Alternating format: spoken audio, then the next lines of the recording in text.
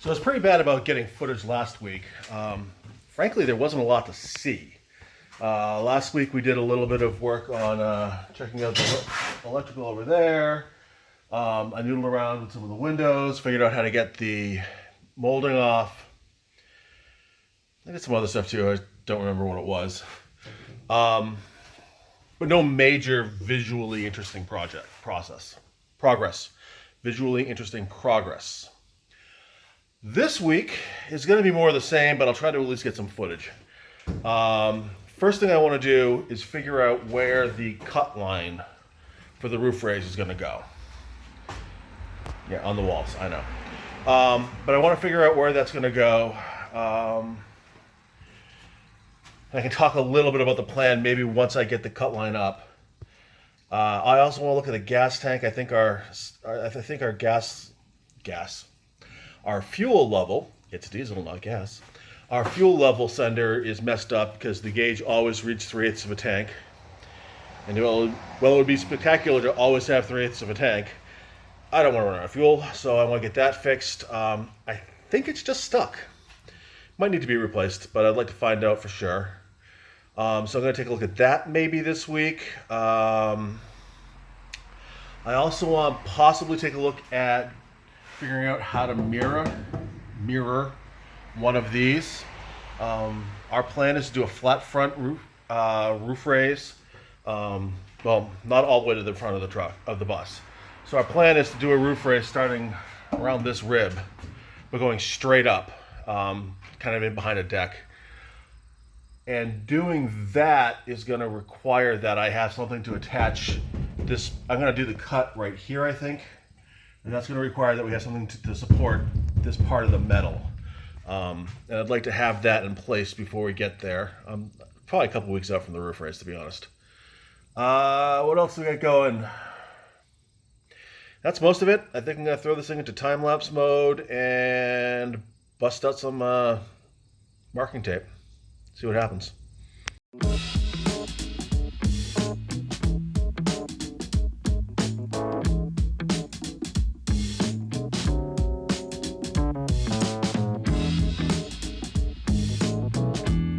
All right, so let's talk about this cut line.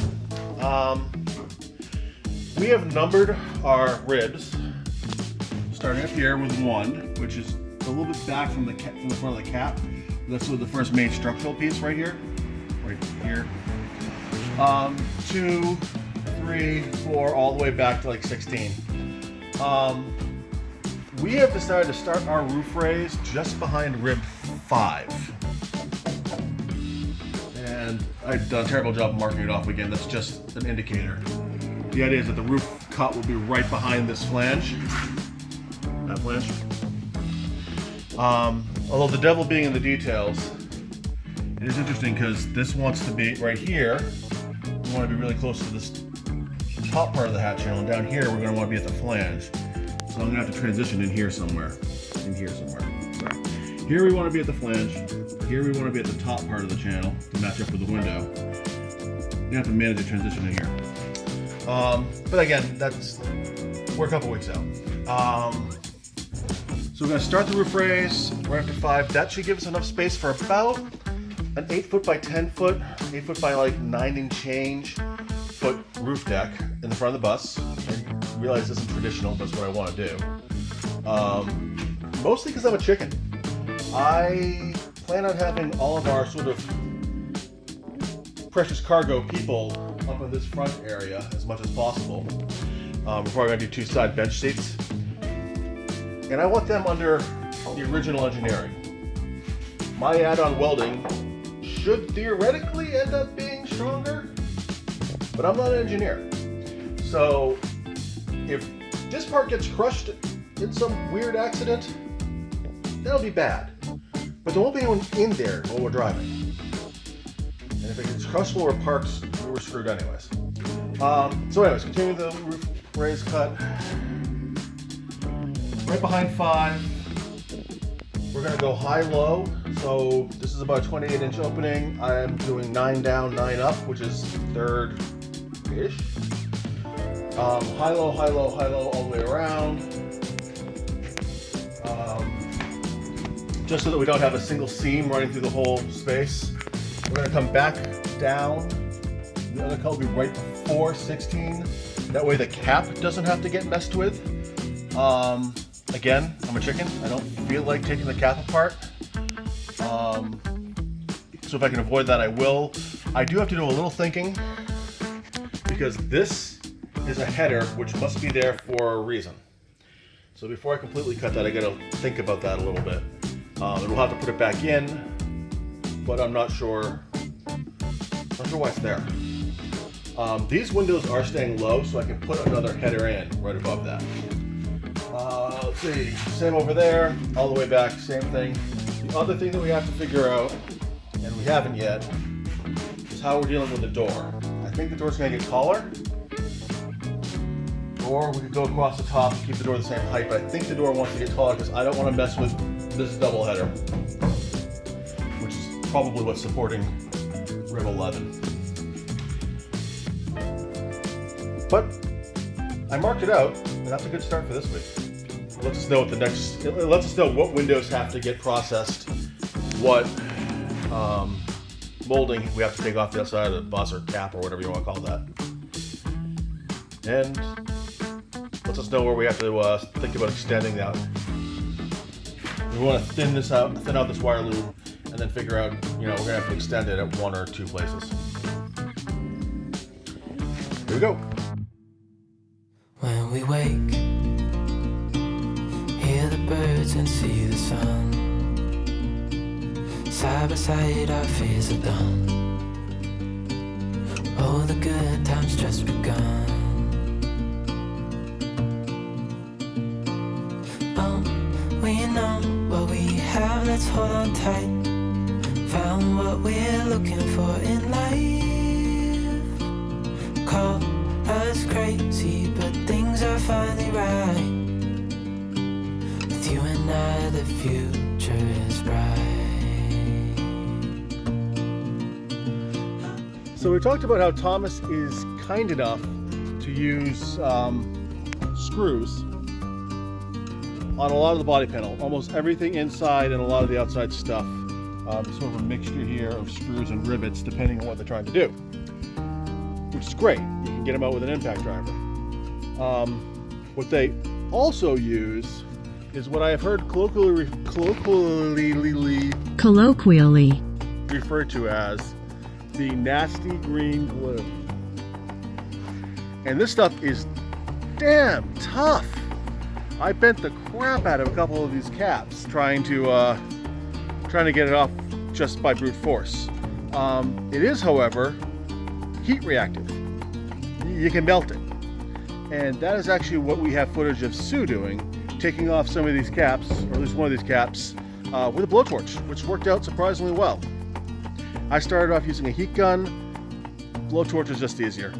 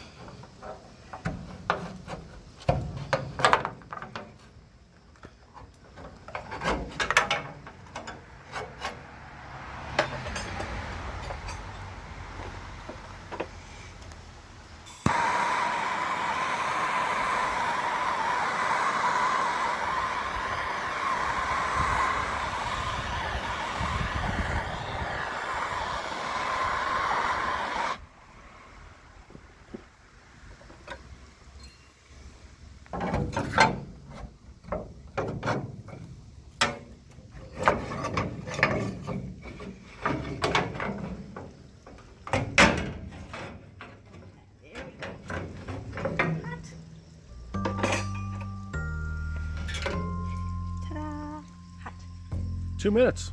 Yay! So, I have been trying to trace wires back to the circuit panel and eliminate some of the ones we don't need.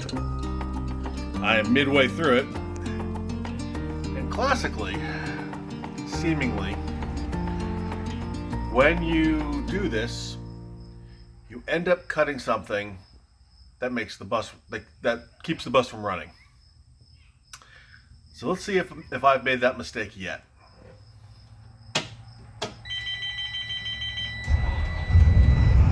Yes. I haven't screwed it up yet.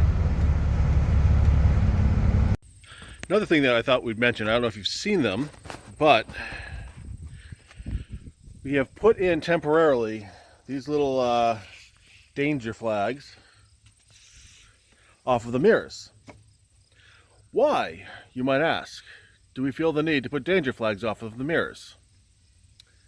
Well, it turns out that the bottom of this mirror is just about exactly 6 feet off of the ground. And I am just about exactly 6'1" tall. And I'm starting to have a lot more lines on the top of my head.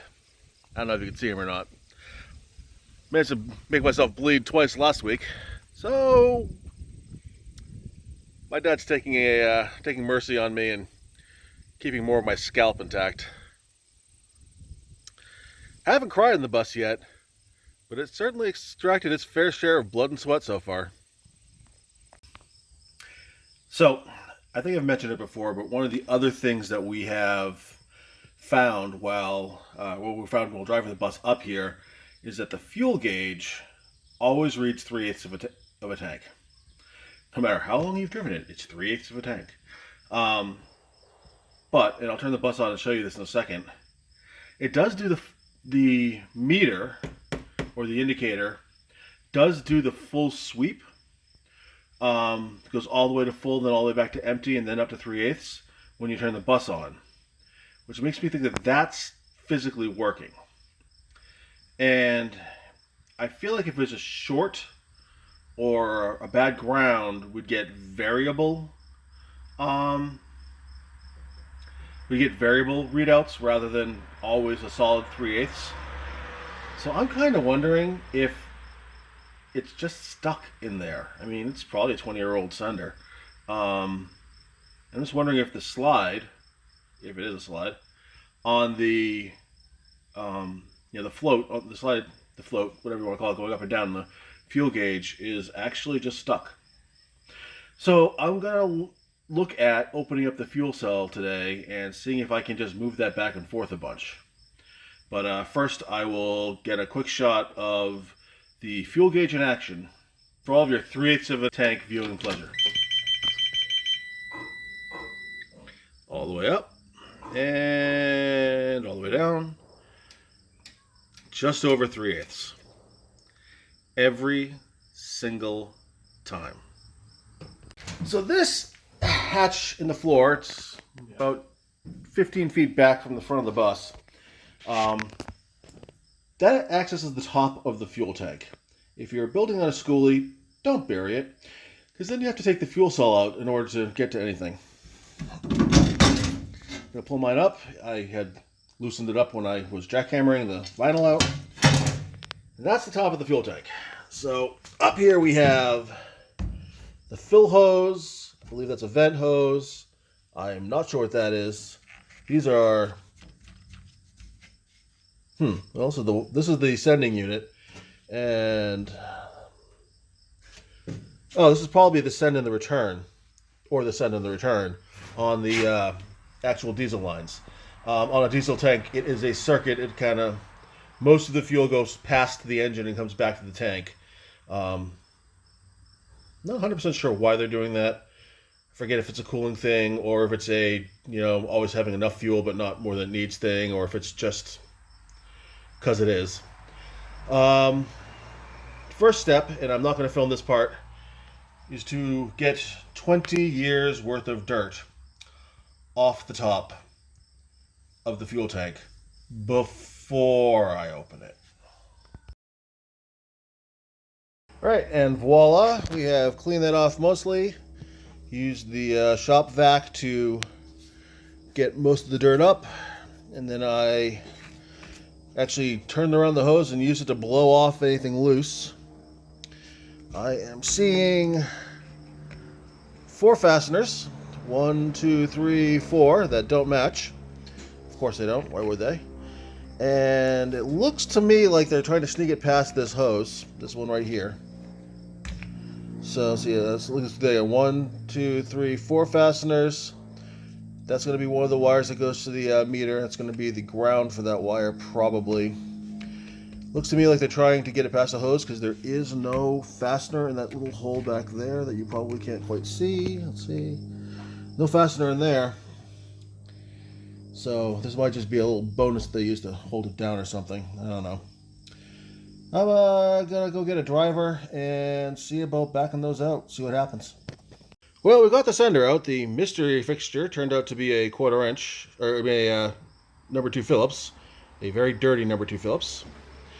And get this thing out, and I think I know where our problem is. There is no float on this anymore. That's where your problem is. I also don't know where my solution is. Maybe getting a new sending unit. That's Beatrix as she stands right now. We just got a big old tarp on her. Still has her eyelash extensions there to try to keep me from cutting my head open. I didn't get a whole lot done this weekend. Mostly I was in wiring hell trying to figure out the accretion of wires over the last 20 years in that bus. It's kind of a nightmare. Just things zip tied to things, wrapped with electrical tape, and then zip tied, and then painted, and then wrapped with more electrical tape, and then more zip ties. Wires added to wires, added to wires, added to that wiring harness. Sorting it out took a lot of time, and will continue to take a lot of time. It's not done yet, but we removed a bunch. Sue, on the other hand, was a monster. Took out couple dozen windows and a whole bunch of that molding. There's maybe 1 or 2 pieces that I didn't have her yank yet, and I'll have to figure out whether or not they really have to get pulled. That's more of a roof raise adjacent question. Did look at the fuel sender, and it is well, Deckard. Just gonna have to get replaced. This a no. I have a part number maybe that I can look up. We measured the bus. I didn't film that, but it is in fact 10 feet to the 2 rails that run along the top of it. It's 10 foot 1 inch, I think, to the random extra box that someone glued up there, and then the hatches might be a little higher than that. The number that I really care about is those rails. I don't want them to be more than 12 feet when we're done with the roof raise. But a 24-inch roof raise is a lot. I don't know that we'll do 24. We might keep it to 20. It's kind of the number I'm kicking around. We'll see. I do want it to be tall enough to be able to do some trickery with the railing on the roof deck eventually. What else do we have to talk about? We are getting close to roof raise day. Probably less than a month now. Honestly, it's scaring the crap out of me.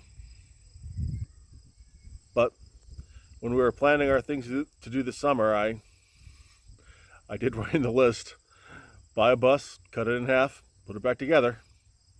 We bought the bus. Getting near time to cut it in half. I don't know. I'm fried. I'm gonna go have some dinner. I'll see you next week.